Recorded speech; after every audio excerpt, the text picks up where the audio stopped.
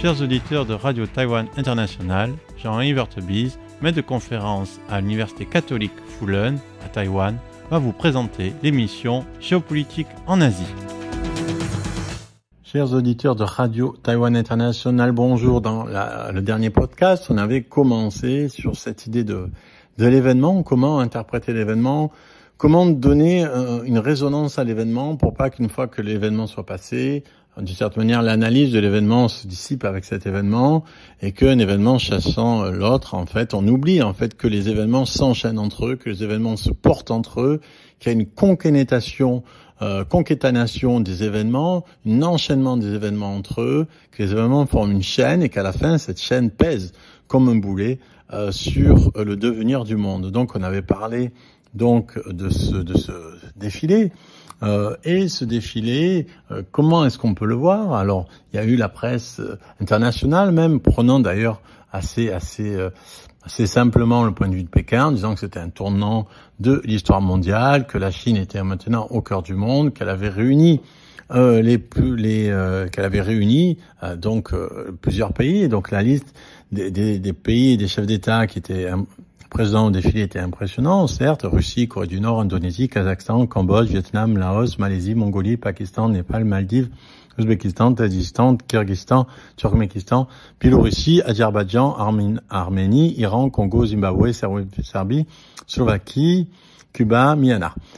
Donc ça montre en fait cette liste, elle est évidemment assez impressionnante. Ça c'est les chefs d'État, donc c'est pas la liste des autres représentants. Il y a aussi d'autres pays représentés par des personnes qui ne sont pas les chefs d'État. Ça c'est les pays représentés par leurs chefs d'État ou chefs de gouvernement. Ça dessine une carte évidemment des pays sous influence de Pékin et ou qui ont des pratiques de gouvernance qui sont similaires aux siennes, ce qui est pas forcément la même, qui peut être pareil. C'était pour ça que la dernière fois, on avait parlé de marche des fiertés despotiques, si l'on veut, des marches des fiertés autoritaires par rapport à ce défilé du 3 septembre 2025, qui en fait visait paradoxalement à célébrer la fin de la Deuxième Guerre mondiale en menaçant le reste du monde de ne pas pousser la Chine à entrer dans une Troisième Guerre mondiale qu'elle gagnerait, bien entendu, à coup sûr. Donc, ce qu'elle a voulu montrer par la présence de ses armes. Mais comment, en fait, un peu comprendre ça dans ce dispositif global, notamment, évidemment, ce qui était central, c'est le lien avec la Russie. Et là, il y a quelque chose, évidemment, je pense, qui malgré tout, nous étonne et sur lequel on doit quand même essayer de comprendre, de revenir pour pouvoir le comprendre. C'est évidemment cette position de la Russie qui se trouve paradoxalement à la fois entre Occident et Asie, entre Chine et Europe ou entre Chine et Occident, puisque justement on ne peut plus parler de l'Occident et que l'Occident s'est divisé aujourd'hui, semble-t-il, entre d'un côté les États-Unis d'Amérique et d'autres l'Europe. L'Europe qui essaye de maintenir une façade démocratique, une façade libérale, des institutions qui fonctionnent qu'à un cas, mais et les États-Unis de l'autre côté qui sont en train de suivre un chemin qui semble difficile il paraît difficile de le qualifier autrement, ce chemin actuel du deuxième mandat Trump, qu'une forme de sinicisation des États-Unis, une forme de Xi Jinpingisation des États-Unis, Xi Jinpingisation de Trump. Et ça, c'est évidemment quelque chose qui est extrêmement complexe et douloureux et intéressant. C'est-à-dire, c'est que voilà, les États-Unis ont cessé d'être le modèle du monde, notamment du monde en développement.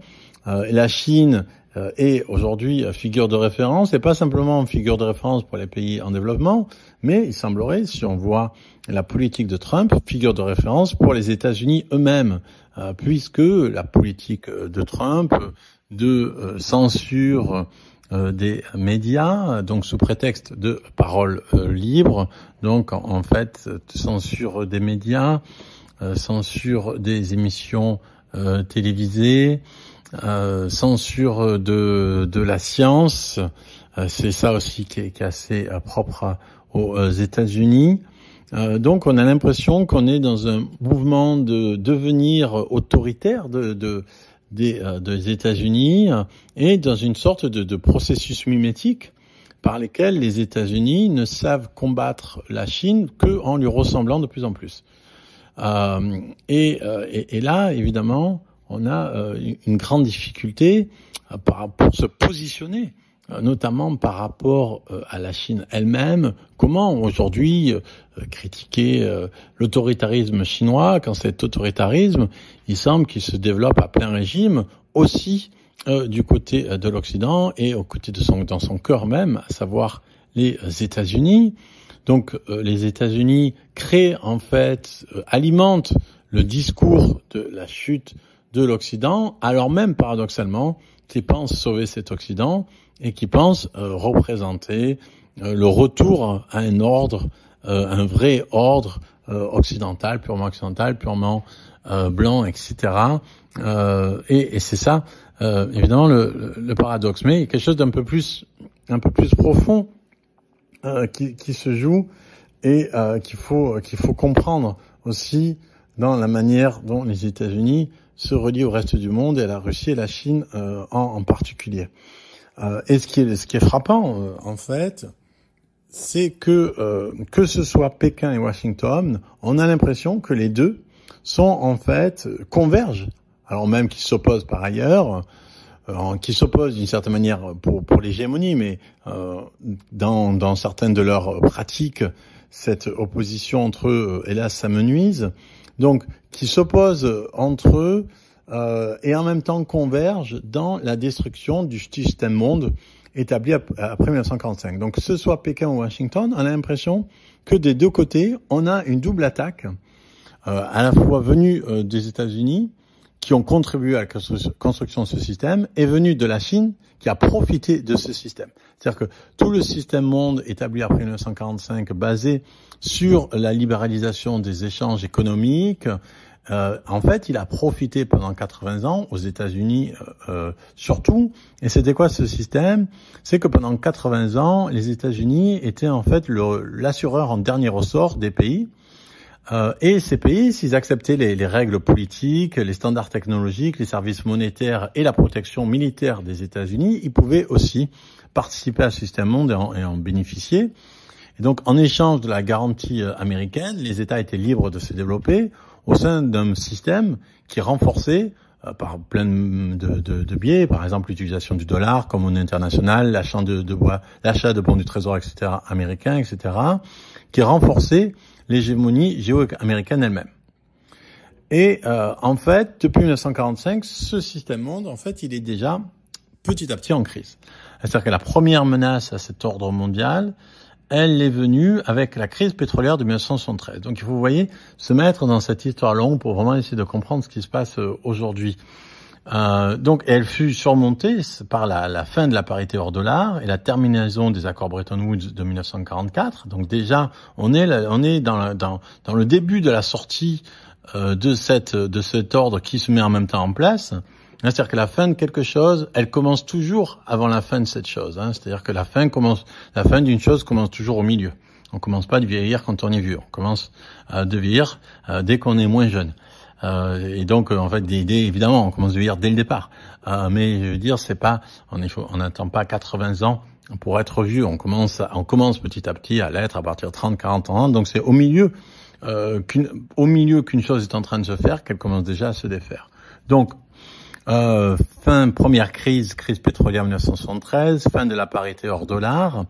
Et la conséquence de ça a été un régime de change flottant, qui a été entériné par les accords de la Jamaïque de 1976, qui a rendu possible des politiques mercantilistes, comme pratiquées par le Japon il y a 40 ans.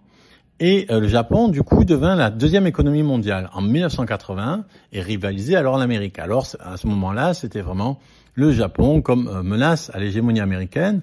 Mais le Japon, son essor a été brisé par l'explosion de la bulle spéculative de 1986, laquelle, il faut le rappeler, était induite par la dépréciation brutale du dollar et le rapatriement des capitaux japonais issus des États-Unis. Donc ici, comment est-ce que la deuxième crise de l'émergence du Japon a été d'une certaine manière brisée, résolue par la décennie perdue japonaise. Et cette décennie perdue elle-même, en fait, elle va conduire les investisseurs à chercher de nouveaux débouchés en Asie. Et en 1993, la Chine devient le deuxième plus grand bénéficiaire mondial d'investissements directs étrangers. Et ensuite, 20 ans de croissance pour la Chine, à 2 chiffres, et d'émergence d'une nouvelle menace, décisive cette fois, à l'hégémonie américaine. Donc, depuis 1944, l'hégémonie américaine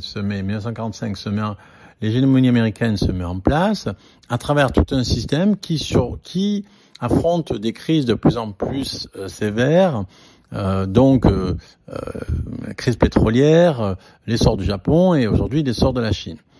Or, le problème, c'est que aujourd'hui, les ressources du pays, des États-Unis, sont extrêmement limitées.